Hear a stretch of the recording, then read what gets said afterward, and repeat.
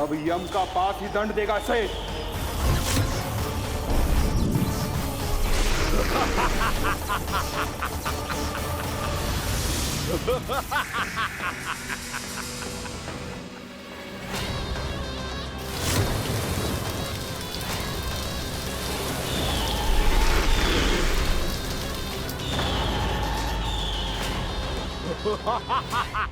तूने जल की धार को भले ही काट दिया हो दुष्ट, पर हिम में धार नहीं होती।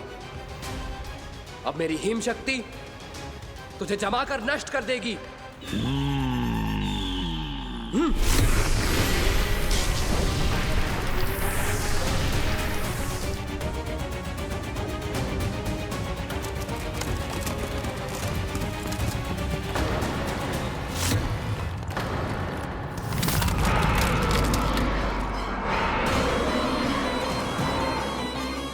चंद्र, वरुण, यम, अग्नि, इंद्र, तुम में से कोई भी इस योग्य नहीं है कि मुझे पराजित कर पाए और इस विष्णु अवतार की रक्षा कर पाए।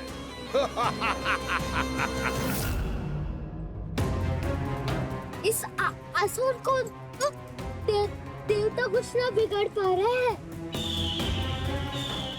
अब क्या होगा खाना का? बकासुर, मैं अपनी किरणों की ताप से तुझे छलनी छलनी कर दूंगा।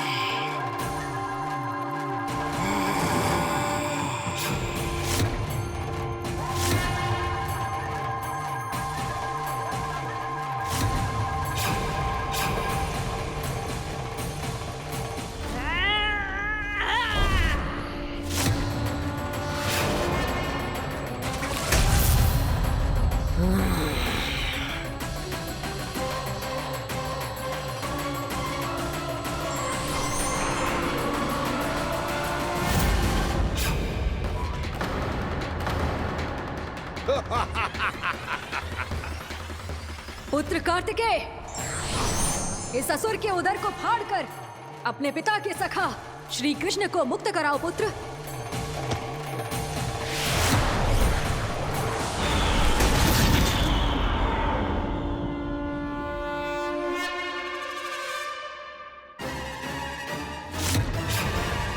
मैंने कहा था, तुम में से कोई भी मेरा बाल भी बांका नहीं कर पाएगा।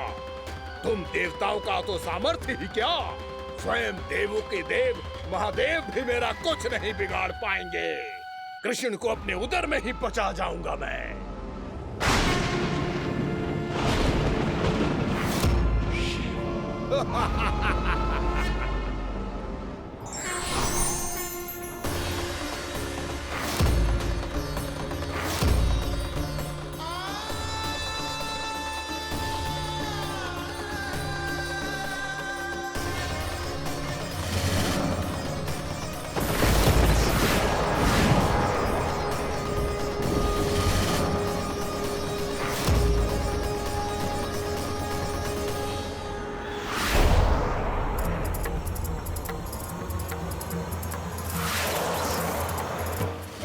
शिव शंकर का त्रिशूल है। एक ही बार में इस असुर का प्राण ले लेगा ये।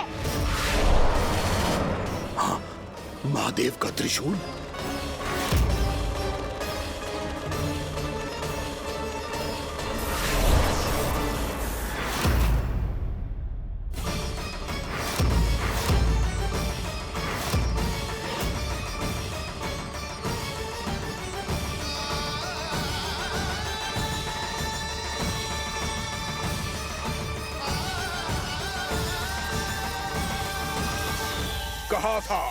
कहा था मैंने, स्वयं महादेव भी मेरा कुछ नहीं बिगाड़ सकते। अजय हूं मैं, अजय।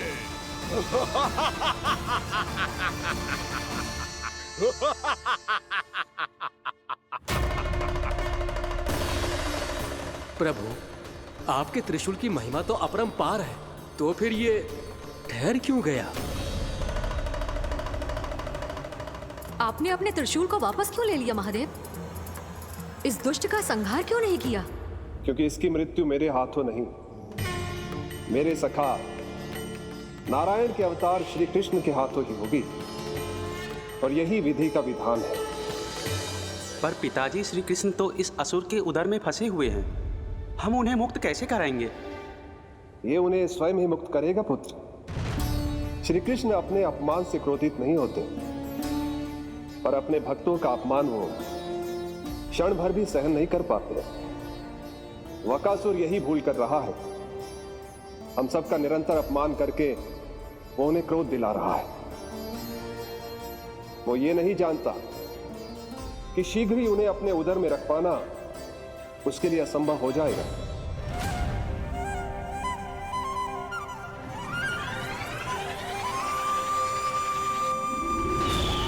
क्या हुआ महादेव? पराजित होकर भी मुस्कुरा रहे हैं। पर अब तो महादेव कहलाने के भी योग्य नहीं रहे आप। असफल देवताओं की इस अयोग्य सेना को लेकर चले जाइए यहाँ से। ना ये मेरा सामना कर सकते हैं और ना ही आप। मेरी शक्ति के सामने आप अक्षम हैं महादेव।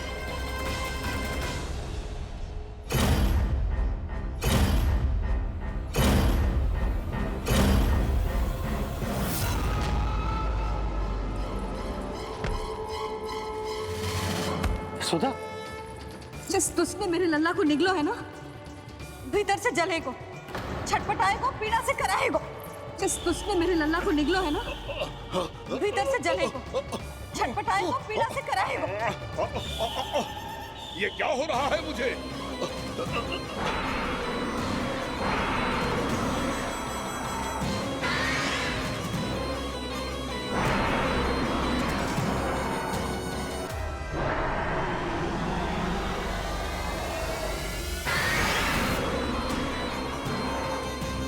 मुझे ऐसा क्यों लग रहा है जैसे भीतर से जल रहा हूं मैं? ये क्या हो रहा है मुझे?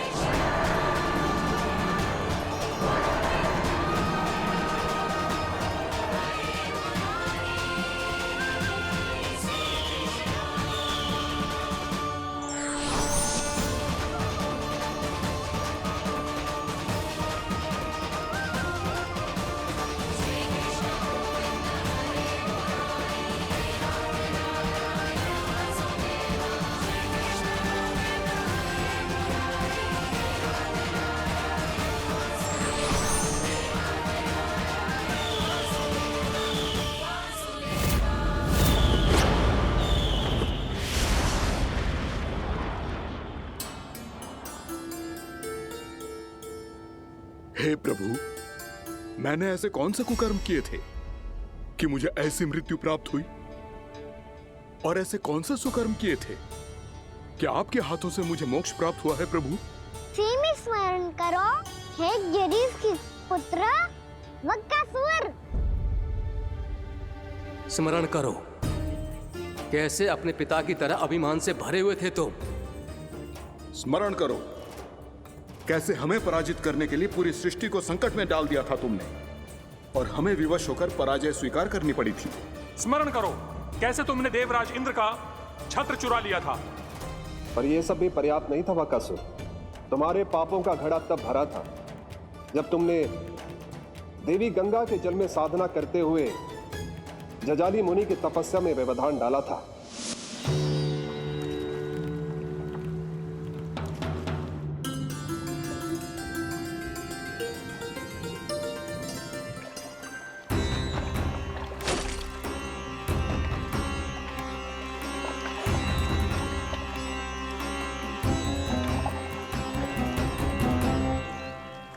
रुक क्यों गए चालक?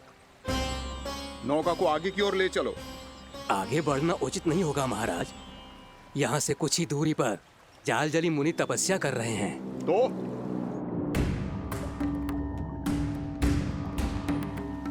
मेरे मत्स्य आखेट के क्षेत्र में इसने तपस्या करने की भूल की है। मेरे ही राज्य में मेरा कोई क्षेत्र मेरे लिए वर्जित हो, यह मुझे स्वीकार नहीं है। आपने पर्याप्त मत्स्य आखेट कर लिया है महाराज। यदि तुम इन मछलियों का आहार नहीं बनना चाहते हो, चुपचाप मेरी आज्ञा मानो। क्षमा, क्षमा महाराज।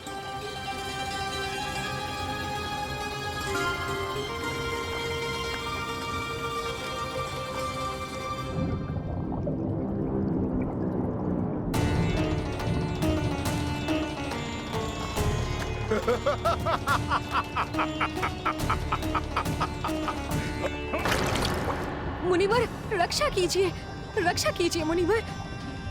हमारे प्राण बचाइए मुनिवर, मुनिवर हमारे प्राण बचाइए।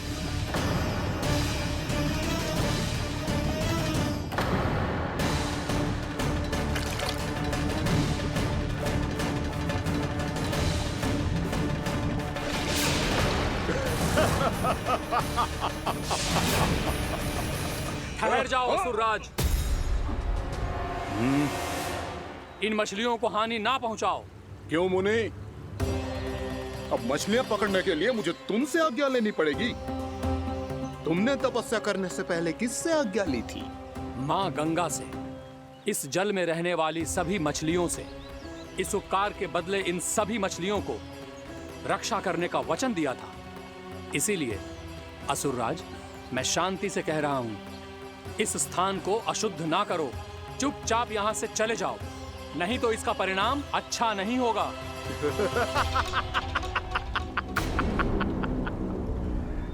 तुम जिन देवताओं की तपस्या कर रहे हो ना मुनि, उन्होंने भी मेरा कुछ नहीं बिगाड़ पाया था, और तुम मुझे धमकी देने का दुस्साहस कर रहे हो।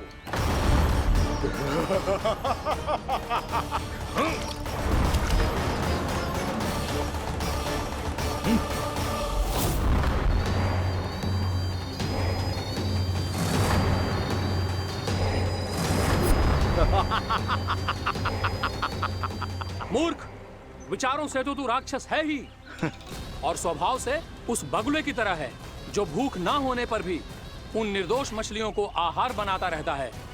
इसलिए अभी इसी क्षण से तू वकुला का जीवन जिएगा। ये मेरा श्राप है, ये मेरा श्राप है।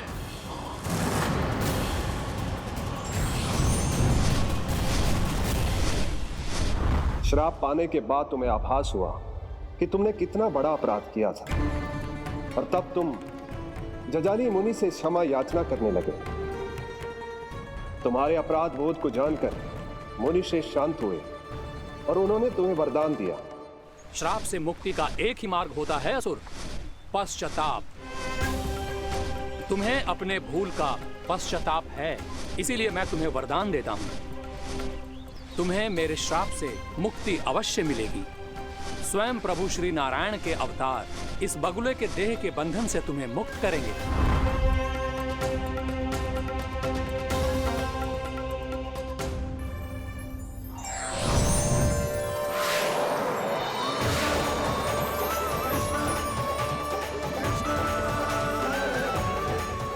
हम स्वीकार करें प्रभु।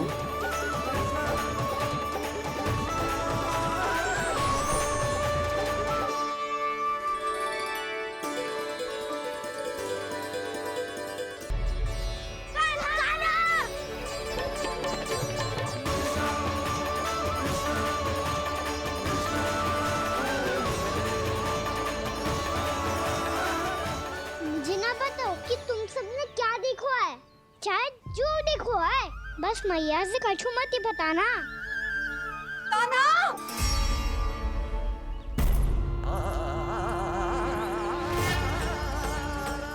कान्हा! मेरा लल्ला!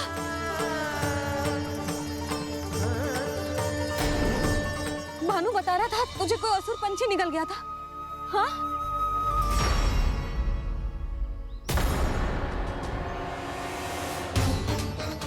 हे नारायण, ये क्या है?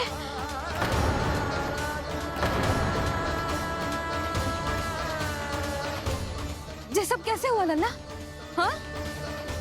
कोई बताएगा मुझे ये क्या है?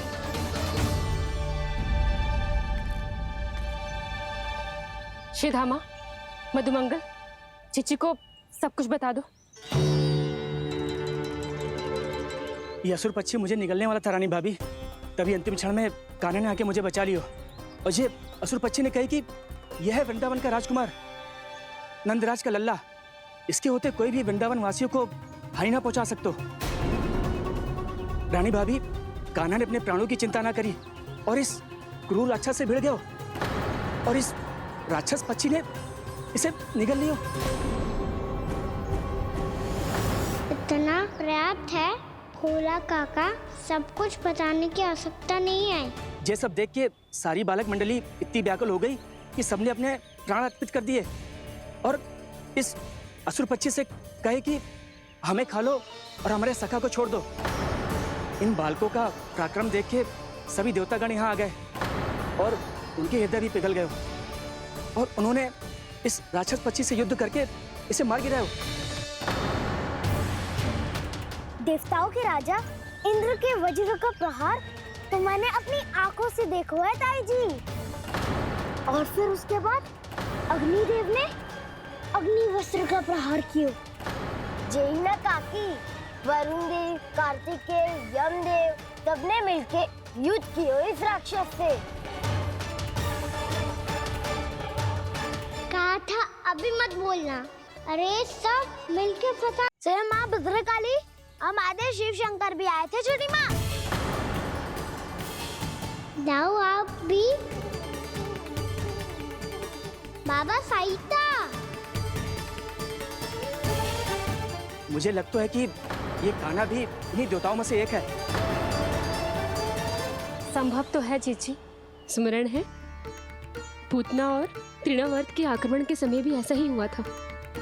सभी राक्षस मारे गए थे, पर अपने कान्हा को एक खरोच तक न आई थी। हाँ जीजी, मुझे लगता था कि श्री नारायण की विशेष कृपा है हमारे कान्हा पे, पर अब तो देख के लग रहा है कि हमारा कान्हा ही स्वयं श्री नारायण है।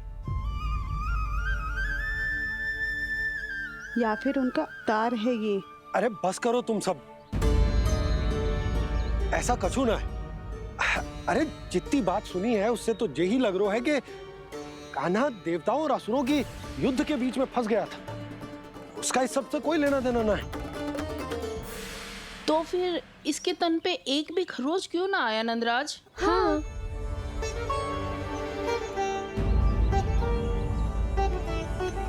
है काकी, खरच तो है। दिखा लल्ला। भैया बात पीड़ा आ रही है, कुछ करो ना। चिकोपिया भी ना अति करती है। श्री नारायण का अवतार हो तो इतनी तनिक सी खरोच पे ऐसे रो तो क्या? बस बहुत होगा। अब तो तुम सबने सीमा ही पार कर दी है। कभी से श्री नारायण बुलाते हो, कभी श्री नारायण का अवतार। तनिक कछु हो ना जाता है कि तुम सब कहानियां बुनने लगती हो। जे बस साधारण सा बालक है, मेरा लल्ला है जे, इसे भगवान मत ही बनाओ।